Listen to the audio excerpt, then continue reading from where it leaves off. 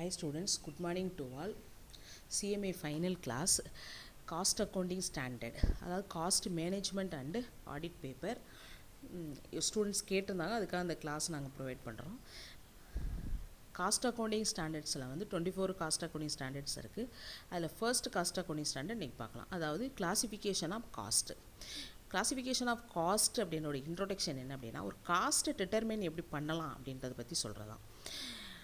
Objective அப்படின்னா வந்து cost statement நம்ம ப்ரிப்பேர் பண்ணுறோம். அதாவது cost statement of a product or service அது எப்படி இருக்கணும் அப்படின்னா, அந்த ஸ்டாண்டர்ட் வந்து யூனிஃபார்மிட்டி அண்டு கன்சிஸ்டன்சியாக இருக்கணுன்றாங்க. அடுத்ததுடைய ஸ்கோப்பு. இப்போ காஸ்ட் ஸ்டேட்மெண்ட்டில் வந்து எந்தெந்த ஸ்டாண்டர்டை நம்ம அப்ளை பண்ண முடியும், ஆல் ஸ்டாண்டர்ட்ஸ் அப்ளை, அதை பற்றி சொல்கிறது தான் ஸ்கோப்பு. இதில் வந்து டெஃபினேஷன்ஸ் தான் நிறையா கொடுத்துருக்காங்க. அதில் first definition abnormal cost. Abnormal cost அப்படின்னா an unusual or a typical cost whose occurrence is usually irregular and unexpected. அன்எக்ஸ்பெக்டடாக ஒரு சுச்சுவேஷன் வருது அப்படின்னா, ஒரு நிகழ்வு நமக்கு நடக்குது அப்படின்னா அதுதான் வந்து அப்நார்மல் காஸ்ட். அதாவது ஃபார் எக்ஸாம்பிள் வந்து எர்த்குவேக் சொல்லலாம், ஃப்ளட்டு சொல்லலாம், அடுத்து வந்து ஃபயர், அதெல்லாம் வருது அன்எக்ஸ்பெக்டட், அதான் அப்நார்மல் காஸ்ட்.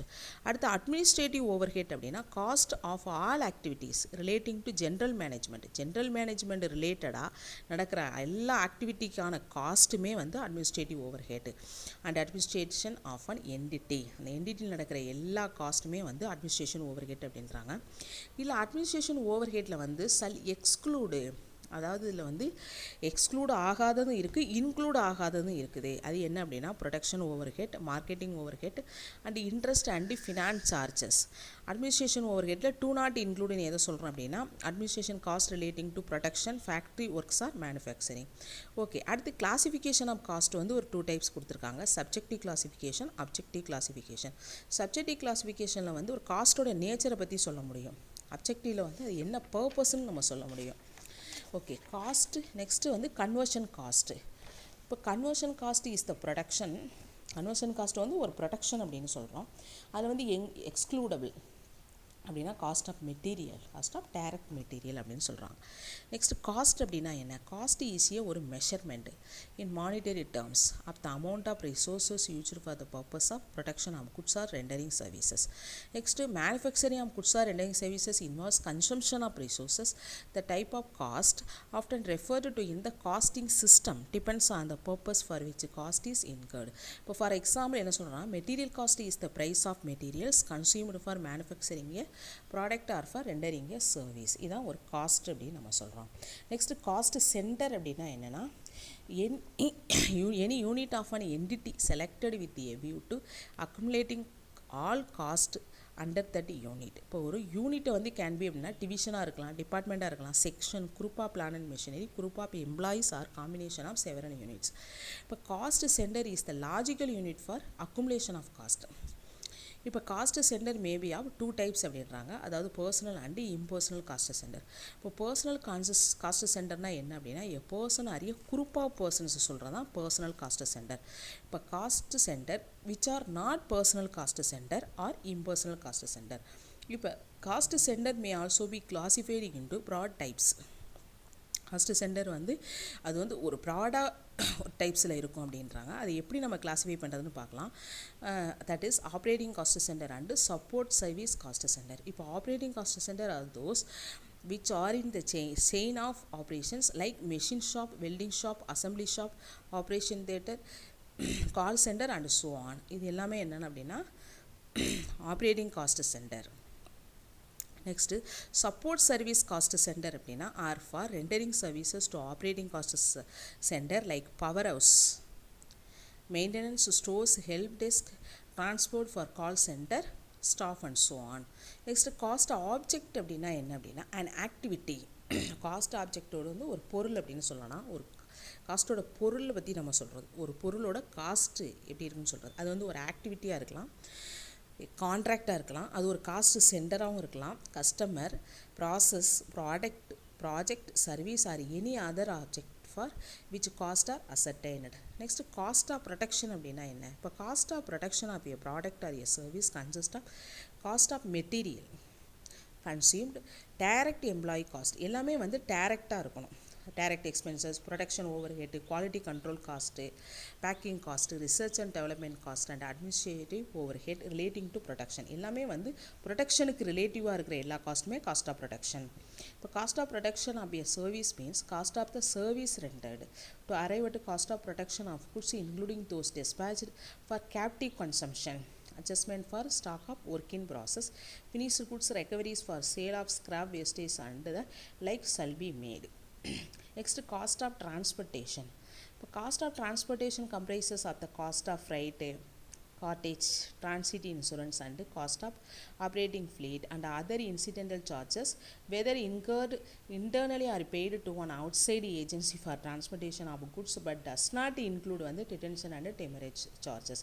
அதாவது டிலே ஆனிச்சு அப்படின்னா டிரான்ஸ்போர்ட்டேஷனில் ஏதோ ஒன்று டிலே ஆனிச்சு அப்படின்னா அதுக்கு வந்து ஒரு பெனால்ட்டி மாதிரி கட்டுறது தான் வந்து டெமரேஜ் சார்ஜஸ். இல்லை வந்து cost of transportation is classified as வந்து inward transportation and outward transportation cost அப்படின்னு சொல்லலாம். நெக்ஸ்ட் காஸ்ட் யூனிட் அப்படின்னா என்ன?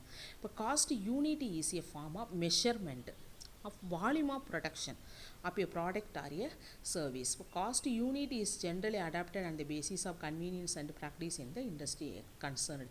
இப்போ எனக்கு எக்ஸாம்பிள் கொடுத்துருக்காங்க. பவரை வந்து எப்படி நம்ம கால்குலேட் பண்ணோம் அப்படின்னா மெகாவாட்டா, சிமெண்ட் வந்து மெட்ரிக் டன், ஆட்டோமொபைல் வந்து நம்பரா, டிரான்ஸ்போர்ட்டேஷன் வந்து 10 கிலோமீட்டராக நம்மளால் கால்குலேட் பண்ண முடியும்.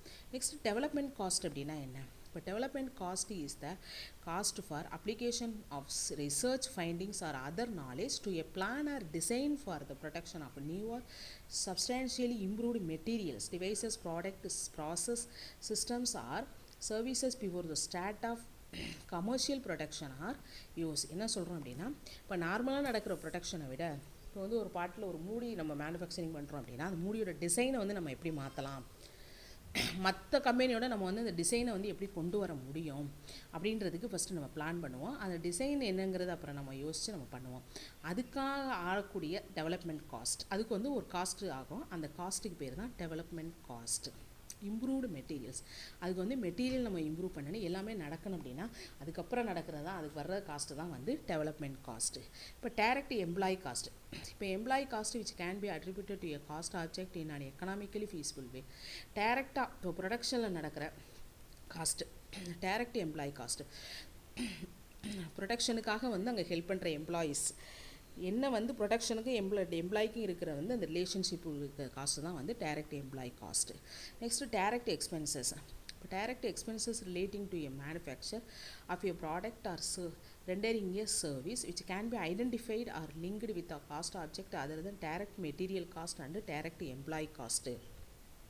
Direct material cost and direct employee cost and direct employee cost னு சொல்கிறோம். இதுக்கான எக்ஸாம்பிள்ஸ் வந்து royalty charge on production, job charges, hire charges for use of specific equipment for a specific job அப்படின்றோம். அடுத்து சாஃப்ட்வேர் சர்வீசஸ் அப்படின்னா இது எல்லாமே வந்து ப்ரொடக்ஷனோட ரிலேட்டட் தான்.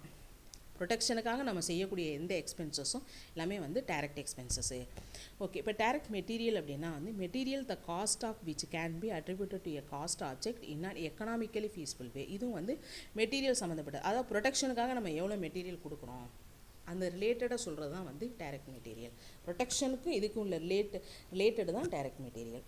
Next distribution overhead. Distribution overhead also known as distribution cost or the cost incurred in handling a product or service from the time it is ready for dispatch or delivery until it reaches the ultimate consumer, including the units receiving the product or service in an inter-unit transfer. But the cost of any non-manufacturing operations such as packing, repacking and labeling at an intermediate storage location will be part of distribution cost.